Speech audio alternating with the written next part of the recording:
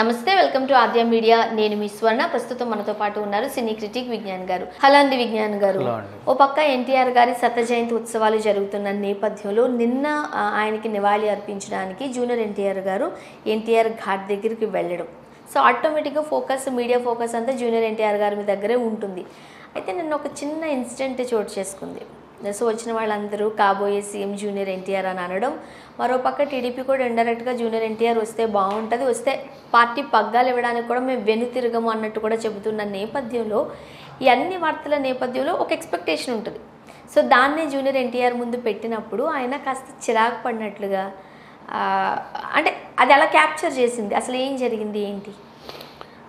యాక్చువల్గా ఇప్పుడు ఆయన వెకేషన్ టూర్ అని చెప్పి మళ్ళీ బయలుదేరాడు. ఆ విజువల్స్ కూడా బయటకు వచ్చాయి.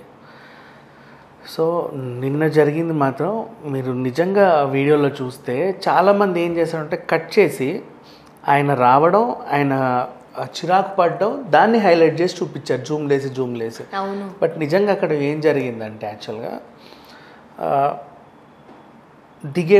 దిగే ముందు పక్కన పెడితే ఒక రోజు ముందు ఏం జరిగిందో మాట్లాడదాం. ఆయన రాకముందే టీడీ జనార్దన్ అని చెప్పి ఉత్సవ్ కమిటీ చైర్మన్ ఆయన, మేము ఎన్టీఆర్కి ఇన్విటేషన్ ఇవ్వడానికి వెళ్తే అసలు మమ్మల్ని దగ్గర రానివ్వలేదు, వారం రోజుల నుంచి అసలు అపాయింట్మెంట్ ఇవ్వలేదు, ఇవ్వక పిలిచిన తర్వాత వారం రోజులకు పిలిస్తే మేము వెళ్ళిన తర్వాత నేను రానండి, ఇదేదో ఉంది నాకు అని చెప్పి టికెట్లు చూపించాడు. ఇది జరిగింది. కానీ ఆయనకి ఎప్పటి నుంచో తెలుసు మేము ఎందుకు వస్తున్నాము, దేనికి అప్రోచ్ అవుతున్నాము, ఏ ఇన్విటేషన్ ఇవ్వడానికి వస్తున్నాము ఆయనకు ముందే తెలుసు.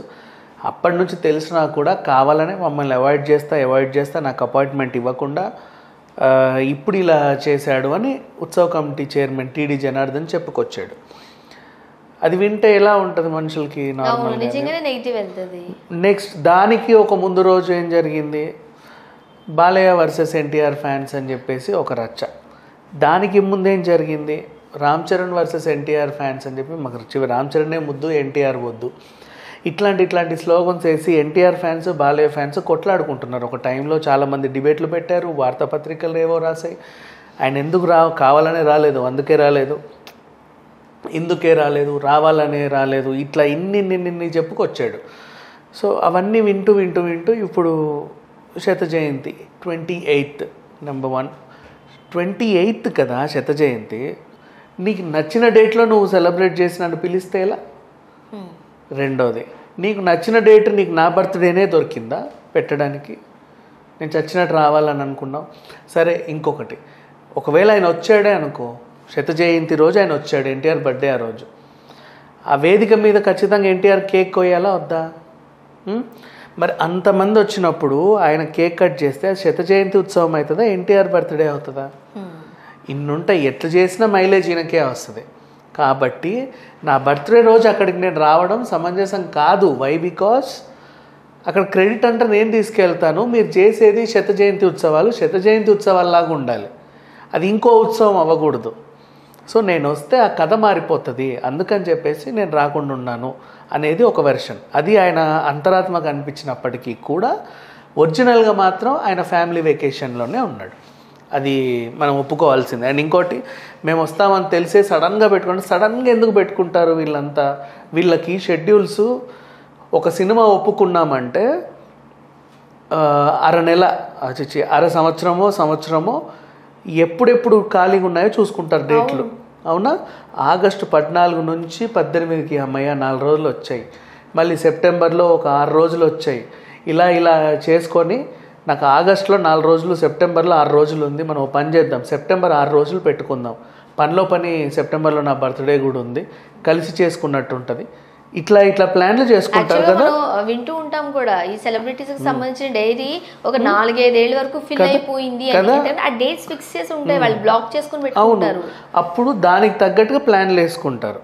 అంతా ఎప్పుడో జరిగిన ప్లానింగ్స్ ఇవన్నీ. వీళ్ళు సడన్గా తెల్లారితే నీ బర్త్డే అన్నప్పుడు అర్ధరాత్రి తలుపు కొట్టేసి పొద్దున 5 గంటలకు నువ్వు రావాలంటే ఎట్లా కుదురుతుంది చెప్పు? అండ్ మళ్ళీ నేను కలవడానికి ట్రై చేస్తుంటే ఆయన కలవట్లేదు. ఆయనకున్న డైరీలో ఒకరోజు టీడీ జనార్దన్ని కలవాలి అని పెట్టుకోలే, అర్థమైంది? నువ్వు సడన్గా వచ్చావు, షూటింగ్లో ఉంటే షూటింగ్కి రావాలి, ఎక్కడ ఉంటే అక్కడ రావాలి. కానీ నువ్వు షూటింగ్కి వచ్చినా ఎక్కడికి వచ్చినా వచ్చి ఇన్విటేషన్ తీసుకొని సరే బాయ్ అని చేతులు పిల్లకి కాదు. జూనియర్ ఎన్టీఆర్ గారు అంటే తన స్కెడ్యూల్లో లేకపోయినా అన్ఎక్స్పెక్టెడ్గా ఒక పర్సన్ వచ్చినా అంత తిట్టుకుని విసుక్కునే మనసు లేదు. అదే చెప్తున్నా. అందుకే షూటింగ్కి పిలిచినప్పుడు కూడా పిలిచి నీతో మాట్లాడి బాయ్ బాయ్ చెప్పే పరిస్థితి లేదు. నీతో కనీసం ఒక 6 రోజున్న మాట్లాడాలా, నీతో ఒక విందు చేయాలా, మర్యాదపూర్వకంగా కలిసి పంపించాలా. నీకు మర్యాదలు చేయాలంటే నా షూటింగ్ సెట్లో నేను షూటింగ్ కూడా చేసుకోవాలి కదా, అవునా? నేను వీళ్ళకి డేట్ ఇచ్చున్నా ఆ రోజు, వాళ్ళ డేట్ రోజు నీకు మర్యాదలు చేయడం ఏంటి? ఇవన్నీ పక్కన పెట్టేసుకొని ఆయన ఏమనుకుంటున్నాడు, కొన్ని ప్లాన్ అని పెట్టుకున్నాడు. సడన్గా ఏం జరిగినా సరే ఆయన అప్పటికీ కూడా షూటింగ్ టైంలో ముందే 28వ తారీఖు నన్ను వదిలేయండి, ఆ రోజు మా తాతగారి ఇది ఉంది, మేము పలానా చోటికి వెళ్ళి ఏదో చేయాలి, అందుకు ఆ రోజు ఖాళీగా ఉన్నాడు. ఇంత జరిగింది, ఆయన ప్లానింగ్ ఆల్రెడీ ఉంది. సో ఇప్పుడు ఇవన్నీ విన్న తర్వాత మైండ్ ఒకలాగా ఉంది కదా, వచ్చాడు. దిగిన తర్వాత నుంచి ఒకటే తోపులాడు. కొంతమంది యాంటీగా అరవడం, కొంతమంది పాజిటివ్గా అరవడం, ఇంకొంతమంది ఏదో పోక్ చేసినట్టు వెటకారంగా సీఎం హే సీఎం, హలో సీఎం, కొత్త సీఎం, పాత సీఎం, ఇవన్నీ ఇట్లా పిచ్చి పిచ్చిగా మాట్లాడేసరికి ఉన్నారు ఫ్యాన్స్ కూడా ఉన్నారు అక్కడ. సీఎం అని అరిచే ఫ్యాన్స్ ఉన్నారు. నిజంగా ఒరిజినల్ ఫ్యాన్స్ ఎవరు ఆయన అట్లా అనరు. అంటే అది ఎగతాళి చేసినట్టు, ఇంకొకరిని పోక్ చేసినట్టు అట్లా చేయాల. వీళ్ళు కావాలని చేసినట్టుగా ఊరికే అరుస్తాను, మళ్ళీ ఫుల్ సఫోకేషన్ అక్కడ. అండ్ అప్పుడే బాలయ్య గారు వచ్చి వెళ్ళారు. ఆయన వెళ్ళిన తర్వాత ఈయన వచ్చాడు. ఎందుకంటే వీళ్ళు అలా ఎందుకు ప్లాన్ చేసుకుంటారు అంటే ఒకేసారి అందరు వచ్చారంటే ఇంకేవేవో అవుతాయి. అండ్ నిన్నను కాక మొన్నే Balayya fans versus NTR fans అని ఒక చిన్న ఇదైంది. ఎట్ ఏ టైం ఇద్దరు ఉన్నప్పుడు మళ్ళీ ఫ్యాన్స్ మధ్యలో ఏమన్నా ఇది వస్తే బాగోదు. ఆయన ఇన్ని ఆలోచించి ఒక మెచ్యూర్డ్గా అక్కడికి నీట్గా వచ్చాడు. పోనీ వచ్చినప్పుడన్నా ఏమన్నా ఉందా, తోపులాటలు, విభత్సమైన తోపులు. మీరు ఆ వీడియో చూడండి ఎంత సఫోకేట్గా ఉందో. ఆయన వస్తే నువ్వు కమాండ్ చేస్తున్నావు, నేనేం చేయాలో నువ్వు చెప్పేస్తున్నావు. అంటే నా ఎమోషన్ని కూడా నువ్వే డిక్లేర్ చేసేస్తున్నావు. నేను ఈ టైంకి చేతులు ఇట్లా పెట్టుకోవాలి, ఈ టైంకి గులాబీ పూలు వేయాలి, ఆ తర్వాత మందార పూలు వేయాలి, ఆ తర్వాత మల్లె పూలు వేయాలి. అంటే నా సెలెక్షన్స్ అన్నీ నువ్వే చేస్తున్నావు, నేనేం చేయాలో నువ్వే చెప్తున్నావు. ఈ టైంకి కెమెరాకి ఇటు తిరిగి ఏడవాలి, ఇట్లాంటివన్నీ ఉంటే ఆయనకి నచ్చలా యాక్చువల్లీ. సో ఏం చేశాడు, అక్కడికి వెళ్ళినప్పుడు బేసిక్గా వచ్చాడు. ఉన్నప్పుడు అందరు అప్పటికీ తోస్తున్నారు. ఆ రౌండ్ ఉంటాయి కదా మేడం మీద వేసేవి. సో ఆ రౌండ్ది ఒకరిని తీసి ఇచ్చాడు. ఇట్లా అంటే అది మొహం మీదకి వచ్చేసింది. ఇట్లా నువ్వు వీడియోలో చూడు కావాలని. కానీ అందరూ ఏం చేశారంటే ఈయన తోసేది స్లో యాంగిల్ వేశారు, కానీ అది మొహం మీదకి వచ్చింది ఎవరే ఎట్లా. నీకే ఇప్పుడు అంత జనాలు ఉన్నారు, ఆల్రెడీ సఫోకేట్ అవుతున్నావు. ఆకుల్లో ఏ పురుగు ఉందో బూచుందో నీకు తెలియదు, పూలు.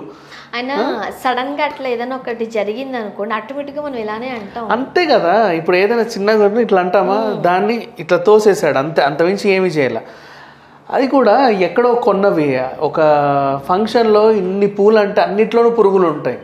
ఆయన ఇప్పుడు షూట్లో ఉన్నాడు, ఏ చిన్నది మొహం మీదకి వచ్చి ఏదన్నా అయినా అసలు ఎలా ఉంటుంది. వాళ్ళ ఆర్టిస్టులు, రాజకీయ నాయకులు అంటే ఇట్లా మొహం ఇంత బొడిపేసుకొని కూడా మాట్లాడతారు పబ్లిక్లో, తర్వాత సంగతి. ఈయన ఆర్టిస్ట్ కదా, ఒక హీరో. సో జాగ్రత్తగా ఉంటారు కొంచెం. నువ్వు ఆ ఆకులు పూలు అవన్నిట్లో ఏముందో ఏ పుచ్చుందో తెలియదు, తీసుకొచ్చి మొహం మీద వేసేస్తున్నావు. డిఫెండ్ చేసుకున్నాడు అంతే. ఆ తర్వాత చేసిన తర్వాత నెక్స్ట్ కొన్ని అక్కడ మంచి గులాబీ పూలు ఉన్నాయి, రేకులు బాగున్నాయి అవి. వాటిని ఇట్లా పట్టుకొని రోజ్ మనకి అలవాటైన రోసే కదా, ఒంటికి స్నానాలకు కూడా వాడుకుంటాం కాబట్టి, వాళ్ళ ఆర్టిస్టులు కాబట్టి ఏది వాళ్ళకి సెలెక్షన్ వాళ్ళకి తెలుసు. ఆ గులాబీ పూలు తీసి ఇట్లా వేసి దండం పెట్టుకున్నాడు. తర్వాత మళ్ళీ ఇంకో రౌండ్ తెచ్చి మళ్ళీ మొహానికి వేసి కొడితే ఆయనను కూడా ఇట్లా అనేసి వెంటనే అక్కడి నుంచి వెళ్ళిపోయాడు. ఇంత జరిగింది. ఆ వీడియోస్ కూడా విజువల్స్ చాలా ఉన్నాయి.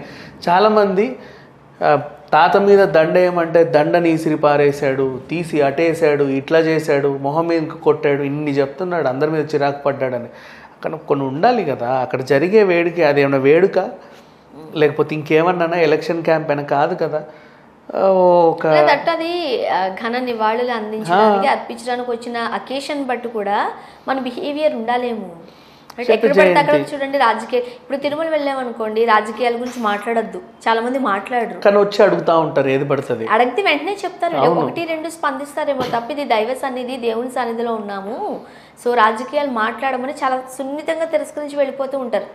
అకేషన్ బట్టి ప్లేస్ని బట్టి కొంతమంది మాట్లాడుతూ ఉంటారు. రైట్. యా.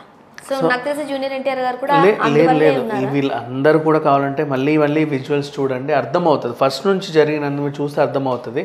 కొన్ని ఛానల్స్ ఏం చేస్తారంటే అంతవరకే కట్ చేసి స్లో మోషన్లో ఆయన ఏదో చేసి రౌండ్లు వేసి మరీ చూపించాయి, కానీ అదేం లేదు. Thank you so much. Thank you.